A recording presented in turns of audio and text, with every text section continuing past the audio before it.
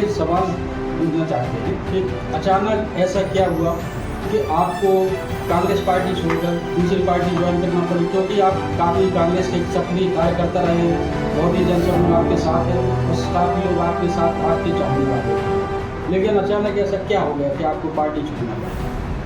देखिए, कोई भी स्वविवेक और स्वमन से पार्टी नहीं छोड़ता है, और ना मैंने पार्टी अपने मन से छोड़ी।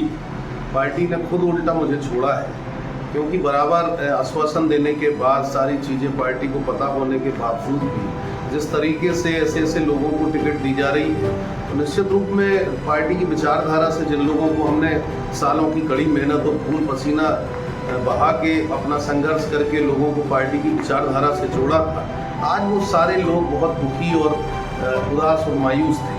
तो जब उनके बीच में हम गए तो निश्चित रूप से उनकी मायूसी हमसे देखी नहीं गई, और सबने कहा कि इस तरीके से अगर आप पार्टी में रहने का क्या उचित है, जब पार्टी ऐसे लोगों को टिकट देती है जो पार्टी में रहकर ही पार्टी को हराने का काम करते हैं। नगरीय निकायों में पार्टी की जो स्थिति हुई है वो सबने देखी है, जनपद के चुनाव में जो स्थिति हुई है वो देखी है। उसके बाद लगातार जो पार्टी के द्वारा सर्वे कराए गए सारी चीज़ें हुई, उसमें भी जो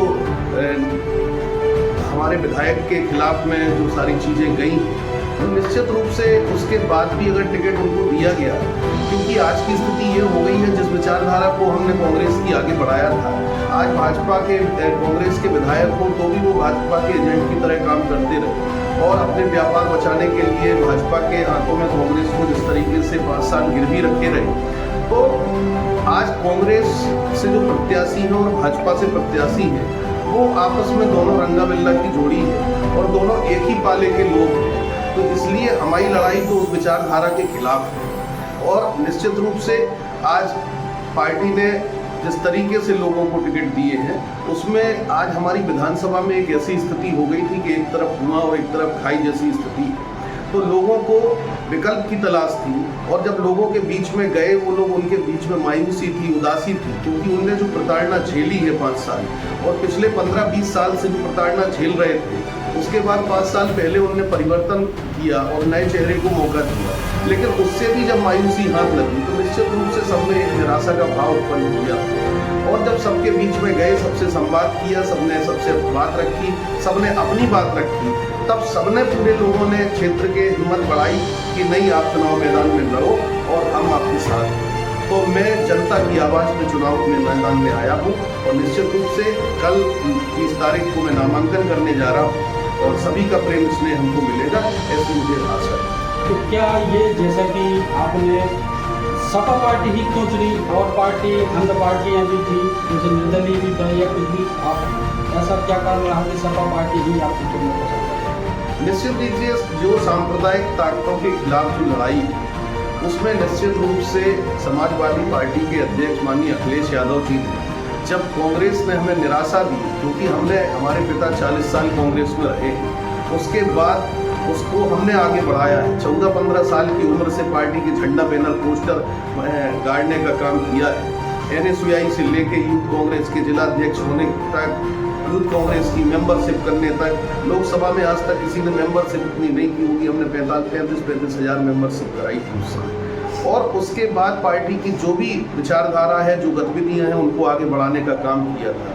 लेकिन जब पार्टी ऐसे सक्रिय लोगों को छोड़ती है, और ऐसे लोगों की जब पार्टी में कोई अहमियत नहीं होती, तो निश्चित रूप से जो विचारधारा हमारी है, उससे मिलती जुलती जो विचारधारा है, वो निश्चित रूप से माननीय राष्ट्रीय अध्यक्ष अखिलेश यादव जी ने इस निराश और मायूस जनता को एक साइकिल का सहारा दिया है, और लोगों को एक उम्मीद की साइकिल दी है, और इस उम्मीद की साइकिल के भरोसे हम निश्चित रूप से महाराजपुर विधानसभा की तस्वीर बदलने का काम करेंगे। तो ये भी, जैसे क्या आपके मुद्दे क्या रहेंगे, विकास को लेकर क्या मुद्दे रहेंगे आपको, और क्या आप अपनी विधानसभा में क्या काम ऐसे करेंगे जिसमें लिए जनता आप पर भरोसा जताए?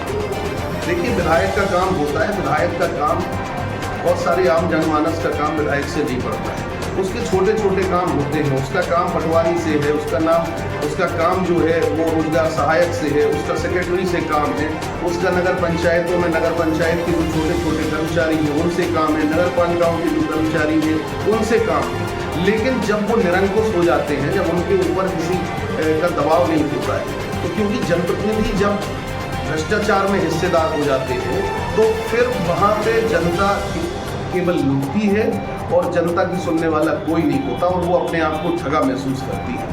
तो विधायक का काम होता है कि उन अधिकारियों पर, उन कर्मचारियों पर अंकुश लगाए, जिससे कि आम जनमानस को जो शासकीय योजनाएं हैं उनका लाभ सीधे सीधे उन तक पहुंच सके। तो एक तो सबसे बड़ा काम विधायक का यही होता है।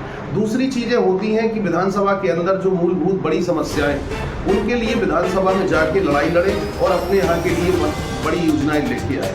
क्योंकि आपने देखा होगा हरपालपुर में पेयजल पानी की बड़ी समस्या थी, लेकिन योजना आई भी, पाइपलाइन की योजना आई, लेकिन उसमें जितना बड़े पैमाने पर भ्रष्टाचार हुआ और जनप्रतिनिधि घर बैठे सोते रहे, वो अपने आप में एक दुर्भाग्य था इस महाराष्ट्र विधानसभा की जनता का। तीसरी चीज होती है कि हमारे यहाँ आज पलायन की स्थिति है। आप देखो हरपालपुर जाओ तो आप रेलवे स्टेशन में देखोगे कि आज किस तरीके से भर भर के लोग बाहर शहरों की तरफ जाते हैं। आप गांव में जाओगे तो गांव में आप देखोगे कि 20 साल से ऊपर के और 40 साल से नीचे के लोग, युवा लोग गांव में नहीं हैं। केवल बच्चे, बुजुर्ग और महिलाएं गांव में मिलती हैं। बाकी लोग सारे रोजगार की तलाश में शहरों में दर दर भटक रहे हैं। तो ये हमारे यहाँ कृषि प्रधान आधारित हमारी विधानसभा है। निश्चित रूप से यहाँ पर पानी की सुविधाएं मुहैया कराई जाना चाहिए। आज अस्पतालों की स्थिति ये है कि डॉक्टर तो भगवान बने बैठे हैं। आप किसी अस्पतालों में जाओ तो दवाइयाँ नहीं हैं, वहाँ की व्यवस्थाएं इतनी व्यवस्था है कि आप देखो तो आपको लगेगा।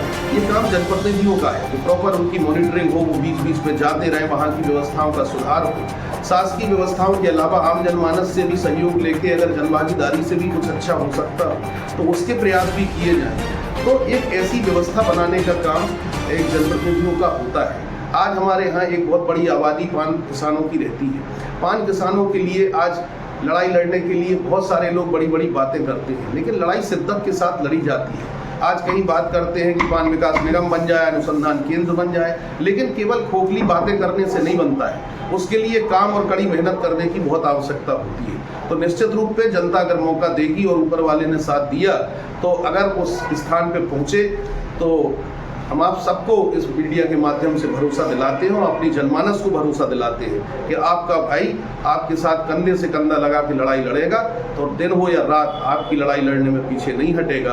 और जो भी समस्याएं होंगी उसकी इंतजाम किस तरीके से बेहतर हो सके उसका पूरा प्रयास हम पूरे अपने सामर्थ्य के साथ करेंगे। लगातार खबरें देखने के लिए हमारे चैनल @NewsChhatarpur को सब्सक्राइब करें और बेल आइकन दबाना ना भूलें।